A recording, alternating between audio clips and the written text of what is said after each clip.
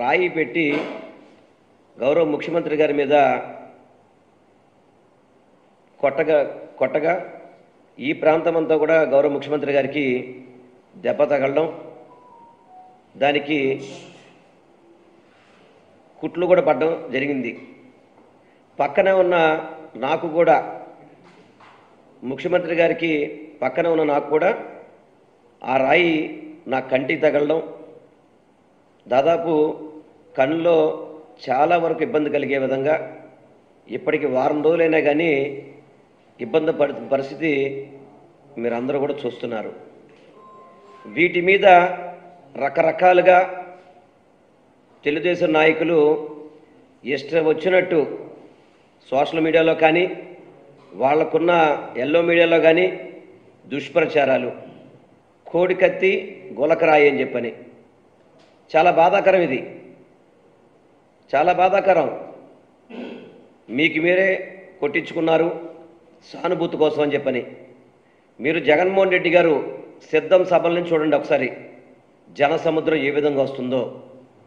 ఆ తర్వాత మేమంతా సిద్ధం, ఈరోజు పులివెందుల నుంచి ఈరోజు నిన్న కాకినాడ వరకు కూడా ఏ విధంగా రోడ్ షోలు కానీ మీటింగ్స్ కానీ ఏ విధంగా జరుగుతున్నాయనేది ప్రజలందరికీ కూడా తెలుసు. ఎవరైనా కానీ చావు కొని తెచ్చుకుంటారా? మనందరికీ కూడా బాడీలో అన్నిటికంటే ముఖ్యమైనది కన్ను. చిన్న నలక పడిగితేనే తట్టుకోలేని పరిస్థితుల్లో మనం ఉంటాం. అటువంటిది ఆ రాయి వచ్చి కంటికి తగిలి ఇబ్బంది పడుతుంటే వ్యంగ్యాస్త్రాలు మాట్లాడతాం, ఇష్టం వచ్చినట్టు మాట్లాడతాం, ఏదో రకంగా మాట్లాడతాం. ఇవి చాలా బాధాకరం. మనం బోండమ్మ గారిని చూస్తున్నాం, అదేవిధంగా తెలుగుదేశం చంద్రబాబు నాయుడు చూసాం, అక్కడున్న తొత్తులను చూస్తున్నాం. చంద్రబాబు నాయుడేమో ఇది గులకరాయి, ఇందులో తెలుగుదేశంలో బోండమ్మని ఇరికించడానికి ప్రయత్నం చేస్తున్నారు, ఇది చేస్తే కనుక జూన్ 4 మీ అంత చూస్తూ అంటాడు. అదేవిధంగా బోండమ్మ కూడా జూన్ 4 మీ అంత చూస్తూ ఉంటారు. అదేవిధంగా పట్టాభి, అతను కూడా ఇష్టం వచ్చిన మాడుతున్నారు. ఒక్కసారి కనుక మనం ఆలోచన చేసుకుంటే ఈ సంఘటనలో తెలుగుదేశం వాళ్ళ హస్తం ఉందో లేదో వాళ్ళ నోటేమిటే మీకు అర్థమయ్యే విధంగా తెలుసుద్ది. వాళ్ళ నోటేమిటే అర్థం చేసుకోవాలి. ఎందుకంటే ఇదేదో మనం చేసినది కాదు, మనం చెప్పింది కాదు, వాళ్ళ నోటేమిటే. ఒకసారి ఒకటో వీడియో చూపెడదామా? ఫస్ట్ వీడియో ఒకసారి చూడండి. వెల్లంపల్లి సీను చేసినటువంటి కుట్ర, ఈ సానుభూతి పొందడానికి 27 రోజుల్లో ఎలక్షన్ పెట్టుకొని ఇవాళ గులకరాయితో కొట్టించుకుంటే ప్రాణహాని అంట. అంటే ఎక్కడైనా ఇది నమ్మసత్యంగా ఉందా అని వైసీపీ వాళ్ళే నవ్వుకుంటారు. ఇది మీరు విన్నారు కదా, ఇది ఫస్ట్ వీడియో.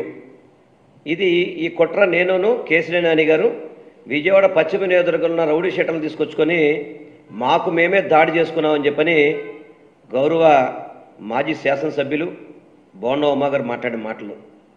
ఇంకొకటి రెండో వీడియో చూద్దాం ఒకసారి. అంటే దీంట్లో ఇవాళ సెంట్రల్ నియోజకవర్గంలో అనుకోకుండా జరిగిందండి ఆ సంఘటన. ఎవడో కుర్రోడు ఆ కారణం కూడా చెప్పాడు. మా అన్నా క్యాంటీన్ తీసేసాడు, వాళ్ళ ఇంటి పక్కనే అన్నా క్యాంటీను.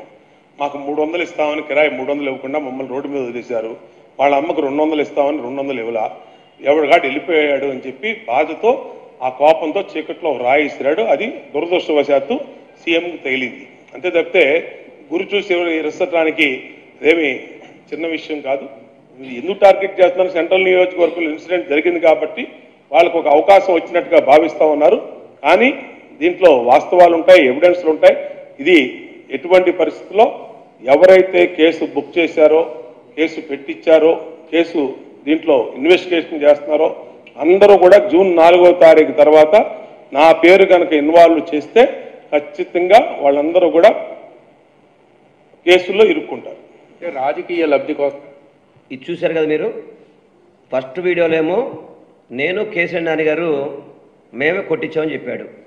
రెండో వీడియోలో ఏం చెప్తున్నాడు, అవును మా కాన్స్టిట్యూన్సీలోనే మావాడే రాయిసిరాడు, అన్నా క్యాంటీన్లో మూసేసామని చెప్పని, అదేవిధంగా ఏదో పేమెంట్ ఇవ్వడానికి సరిగ్గా డబ్బులు ఇవ్వలేదని చెప్పని ఇసిరారని చెప్పని, ఇంతవరకు ఆ సతీష్ అనే నిందితుడు ఆ వీడియో మాట్లాడేంత వరకు కూడా పోలీసు కానీ ఎక్కడా కూడా మాట్లాడిన పరిస్థితి లేదు.